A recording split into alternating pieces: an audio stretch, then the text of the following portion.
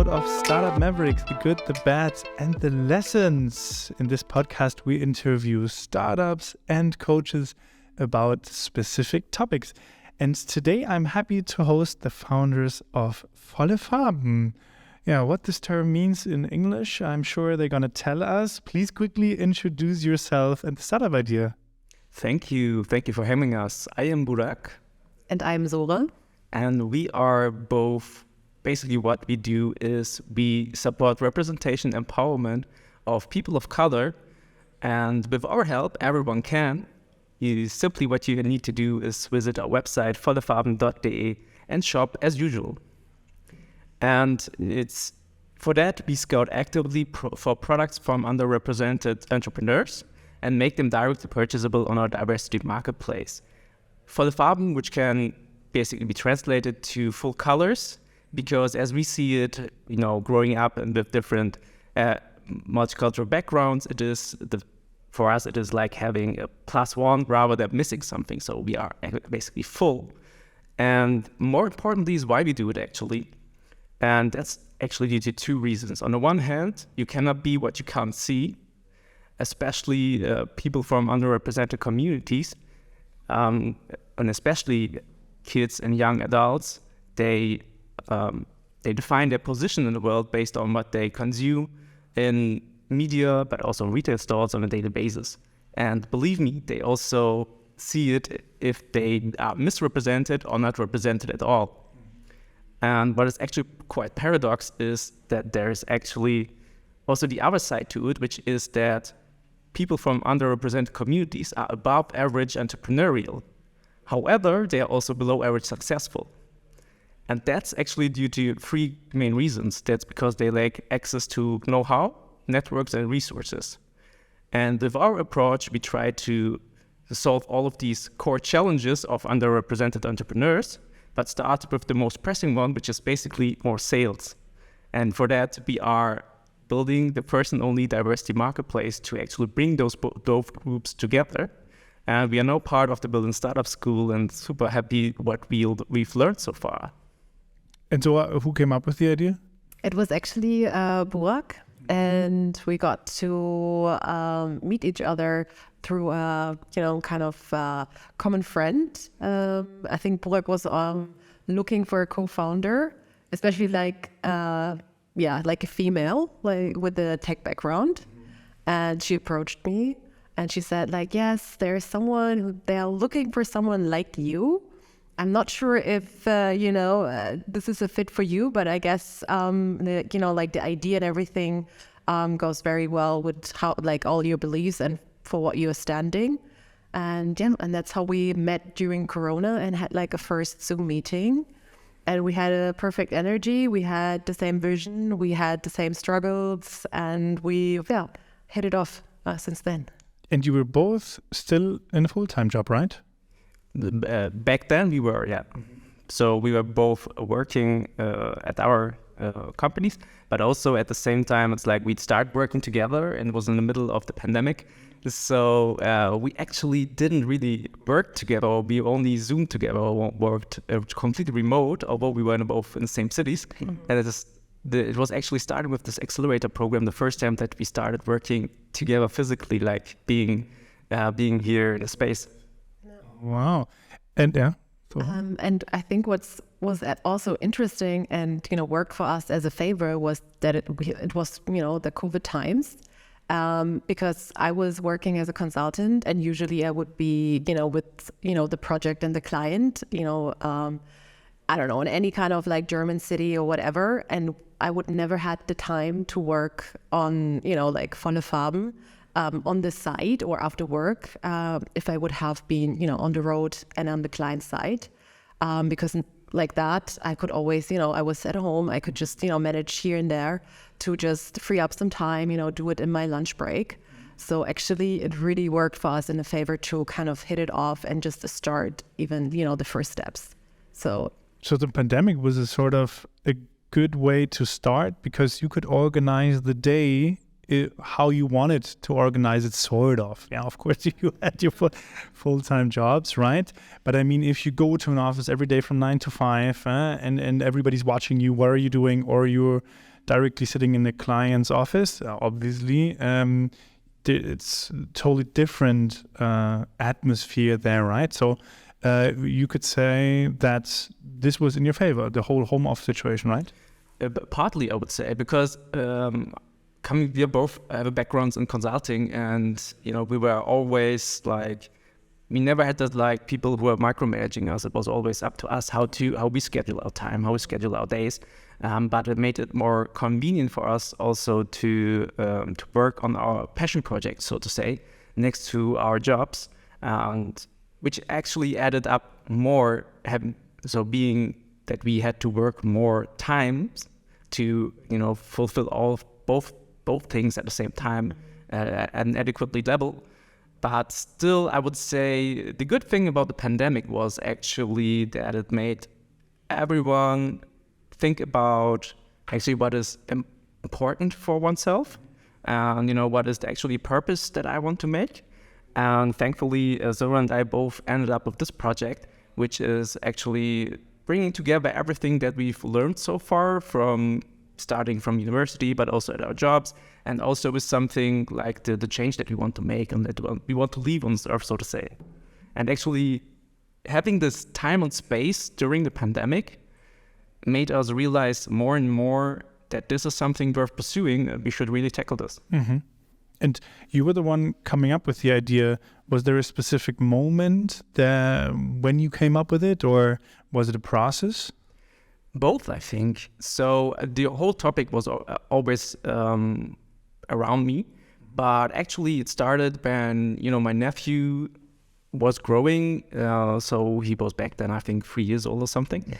And we were looking for a gift for him, and was like, okay, let's find something that he also feels represented him. And because we didn't want like the simple stuff that you can get like everywhere. And then we were actually up for a basic Google search. And we found out that it was super crazy difficult to find something that he feels represented in, because you end up only with the 2-3 things that you already know, because they are like ranked on the top. And you miss so much that is not really well ranked on Google searches, or either you look on Instagram and you find like stuff there that you find cool, but you can't find them again because you didn't save them and stuff. And it was like, oh my God, I was working, I have in my background, I have been specializing in platform-based businesses. And I come from all of this digital background and was like, that's such a simple thing actually to make this so much easier. So why is it still today so super difficult to do this? And so we started up interviewing people and talking to people about it, and we really found out that we are not the only ones having the struggle. Mm-hmm. And so this was actually the turning point, actually, where I was like, okay, actually we have all of the tech that's available to us, and this is such an important topic for inclusion for our society, and why isn't somebody doing this? So we have to do this. So that was actually the turning point where I was like, okay, really need to change this, because that's actually it's such a no-brainer to do it, and still we couldn't find anyone doing it. And so actually that was the point where I was like, okay, let me just simply, coming from the startup background, let me simply test it. Let me simply put a website online and put a few products on it and see if people are also coming onto this website. Yeah. And that's also when you then got to know each other, when it was already when you were testing, right? A little later. A little bit later. I started this and I was like, okay, people are really coming on this website. People are really buying stuff. And then it was like, okay, this might be too much for me to tackle. I need help with this. And this is actually where I talked to a friend, and she suggested Sora to me. The match. Perfect. And how easy or hard was it for you to quit your job? To be honest, somehow it worked out. So for example, when we met was last year, February, March, something like that. So I kept doing it, every day after work, on the weekends. And then we were like, okay, let's think about it. We had until we said October, right? That was our set. We said, okay, let's see how it works until October. And then we will see if we keep going or if we change it or do something else, just to see if we need to pivot. And then, I don't know, somehow it started all like very suddenly, that we came to Berlin, that we pitched, here at Berlin Startup School. And then we got, in, and then we're like, okay, that's it, like either we do it now, or, like this is it, we need to kind of take that chance right here and do it. And to be honest, I just talked to my boss, because it was actually, everything was in place already. My client project was at the end. So I would have, been kind of put on another project. So I was like, okay, I'm not going on bad terms. Everything is working out for me right now. So I just quit. I even had to leave a bit earlier because I had like 3 months that I needed to actually stay. But I talked to like my boss's boss to leave me out of my contract earlier, because, I said like, there's something, it starts in January. And I really want to do it. And he was like, yeah, like do it. I'm happy to support you. So somehow it just, it was meant to be. Everything fell in place. Wow, cool.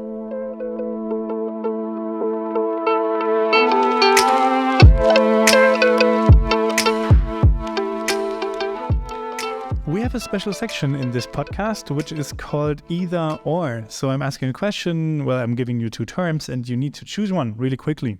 Okay? So, of course, in this section, we always find out later if the co-founders then agree with whatever the other one said. Let's see. Are you ready?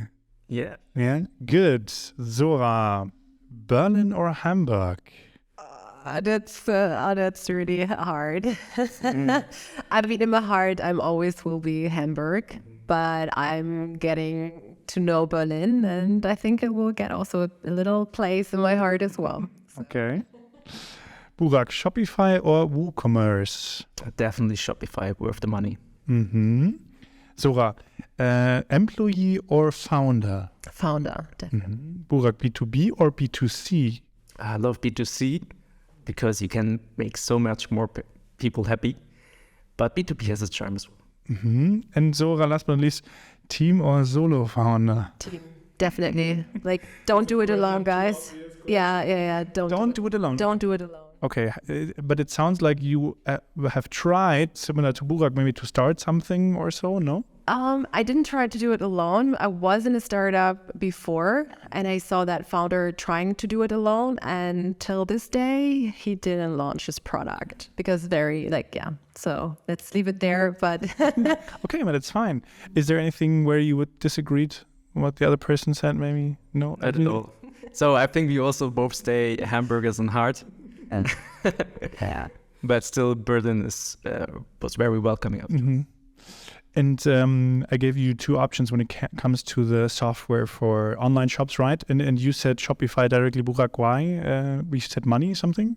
Yeah, worth the money. It costs more on the long run than WooCommerce, but actually it looks much more fresher. It has so many more. It's a better ecosystem for as far as we have experienced it.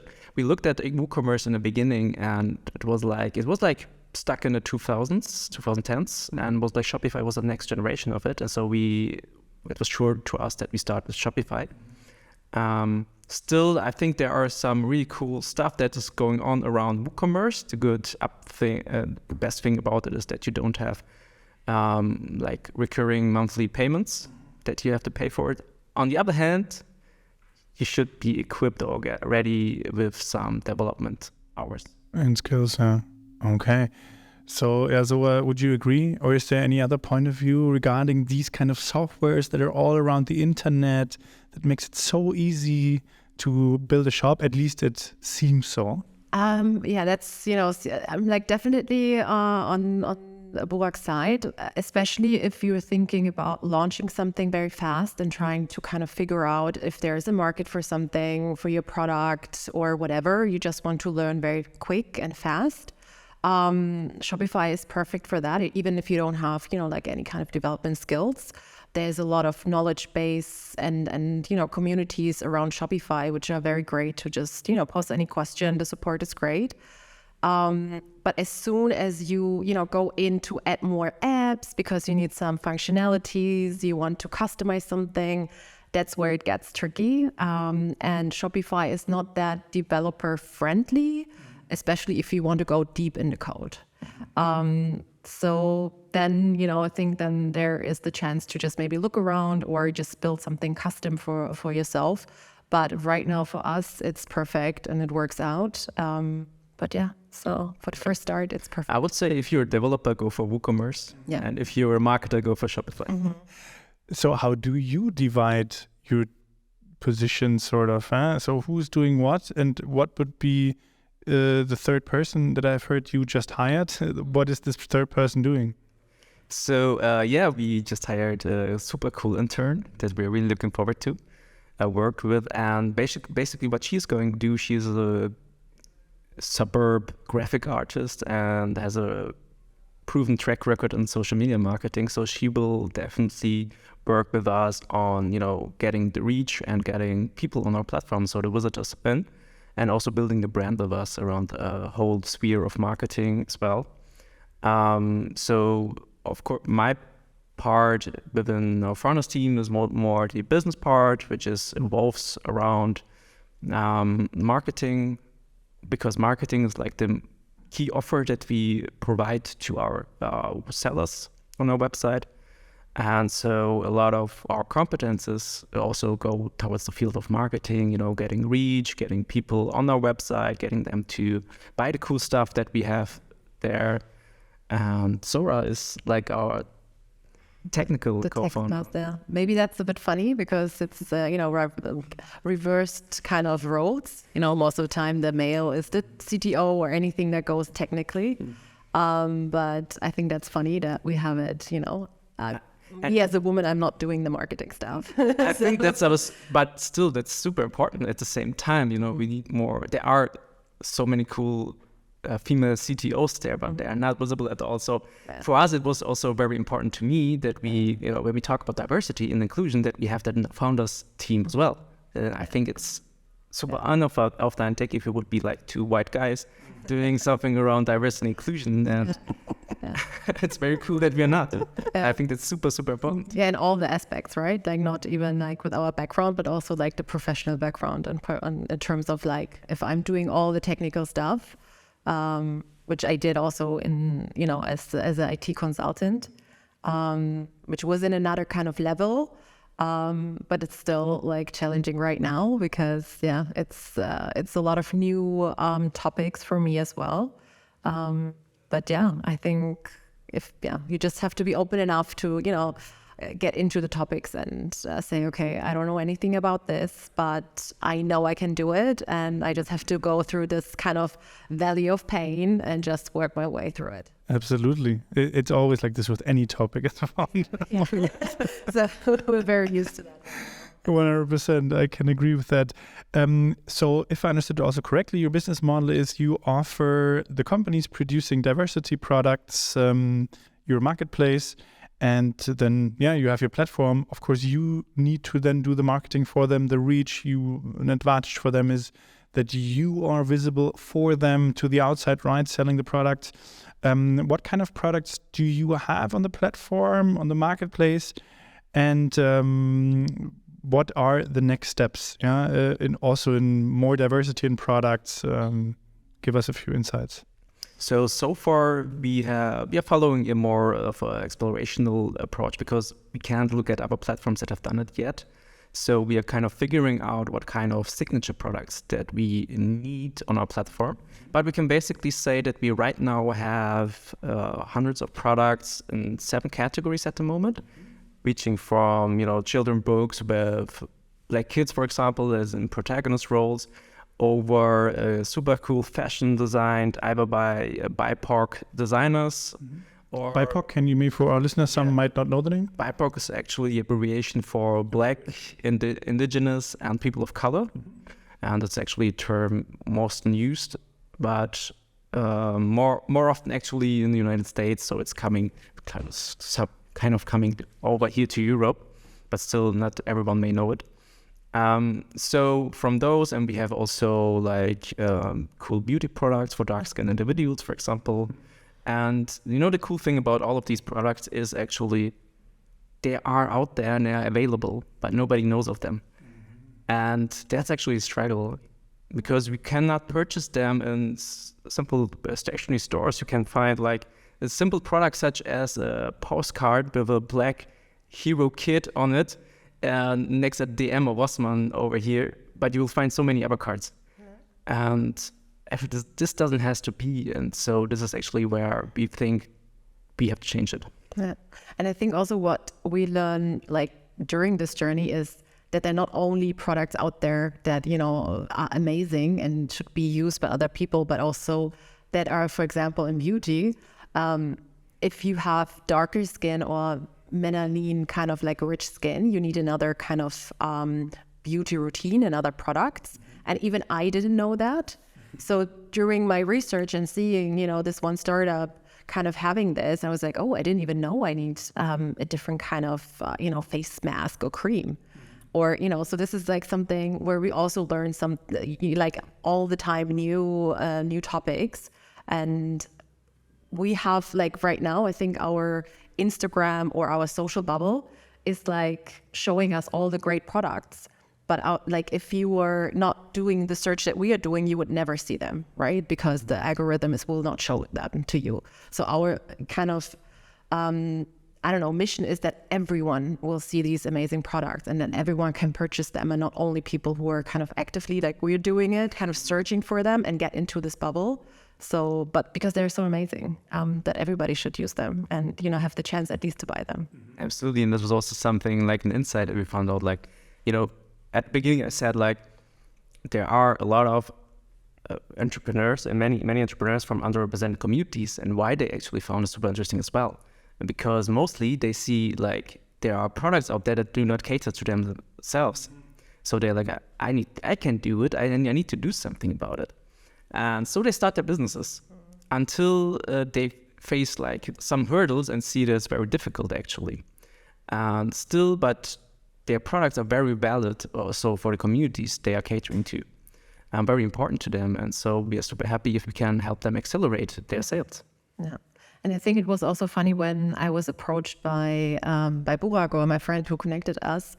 Back then, I found this one brand which I really loved, and they called Habibi, and also Habibi, you know, on Instagram, because I love this story to say, you know, like with this Arabic kind of writing on the shirts to make it more visible, because I felt that story that they kind of told in their social media and their mission. So I was like, oh, wow. And then when Burak approached me, I was like, yes, like for sure. This is the first brand that I saw, and I'm pretty sure there are more brands out there that, you know, do exactly that they want to, you know, make a more diverse society and make it more visible, you know, so.